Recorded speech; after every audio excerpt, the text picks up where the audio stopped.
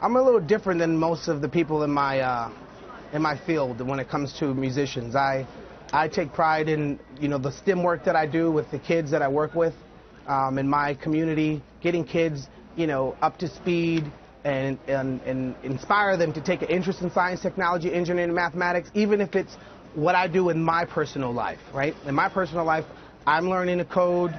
I go out there and surround myself with engineers and bringers of things, you know. So I have like a 40 plus team making consumer electronics, and I'm gonna try it until I get it right.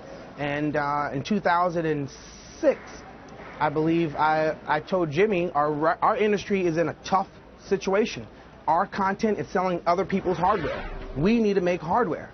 And Jimmy is an open-minded leader, and he took that seed of an idea, he nurtured it, and now we have this huge oak tree called Beats. And it's an amazing company, and there's so much stuff behind the curtain that, you know, of things that Beats is going to do in the future. And there's things that I have in the curtain and up my sleeve or on my wrist that I'm going to be doing in the future, like soon. Well, John Steinberg, we met at the SV Angel event, and I know you've been super engaged in early-stage software startups. What's the next acorn that you're excited about in the software space that you think could be the next oak? Well, I don't want to do that. I don't want to tip people to what I'm... Well, you could pick a general trend that you like. You know, you talked about the intersection of kind of culture and how Beats got that right. What are other kind of broad areas like that that get you, you know, excited, keep you up at night?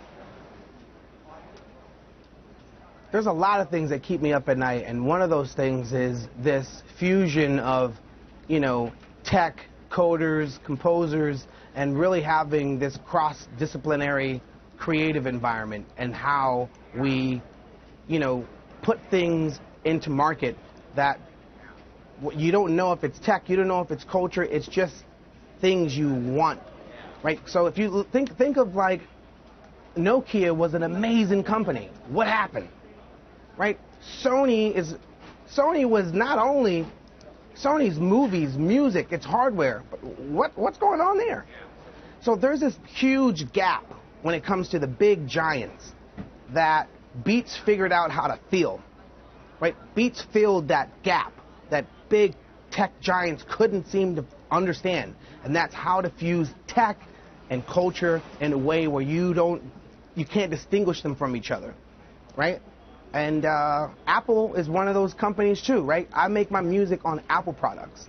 My music that I sell is on iTunes, right? There's this thing that we're all trying to figure out. The big guys, the little guys, right? And the David and Goliath, it doesn't have to be a fight if it's a collaboration. About May.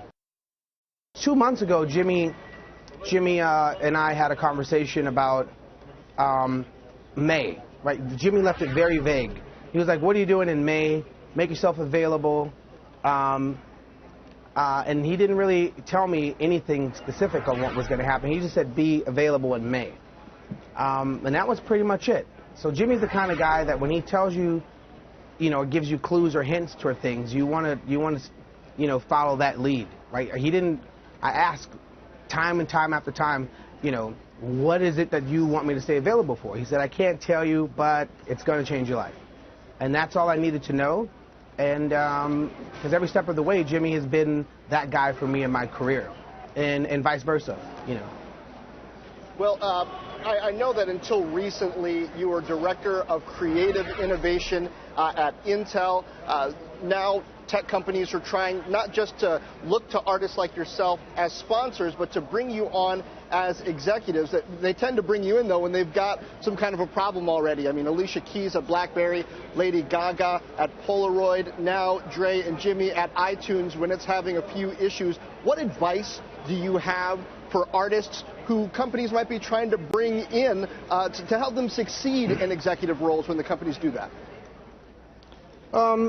You know, so a lot of these companies, they do, like, you know, a different way of marketing and endorsing with artists and brand. But because I think what's happening right now is a gap between technology and culture, right? So tech for tech's sake is just things that sit on your shelf. and then 6 months later it goes into some warehouse because no one bought it. But culture and the fusion of tech and culture seems to be what everyone's clamoring for. So my role, like when I go and work at with these companies, is, consulting, is to, take what I learned from my travels. I travel all over the planet, and see what's happening in culture and try to translate that to help these companies better execute, how they inspire, I don't like the word customer, people to purchase their stuff, and how that stuff that they make fits in their life to make their life easier. So that culture and tech relationship hasn't really been nailed properly. And the only company that's done that is Beats, right? There's a whole bunch of concepts on wearables, but the only thing you actually choose to wear is Beats. All that wearable talk, that mumbo jumbo, you're wearing things that tether to things. When Beats they got it right. We got it right. And companies are trying to figure that out because no one saw Beats coming, right? Sennheiser, all these headphone companies, they didn't see Beats coming. So Apple's, purchase of Beats is because of how we executed culture and tech in a way where you didn't even think of Beats as tech, but it is tech.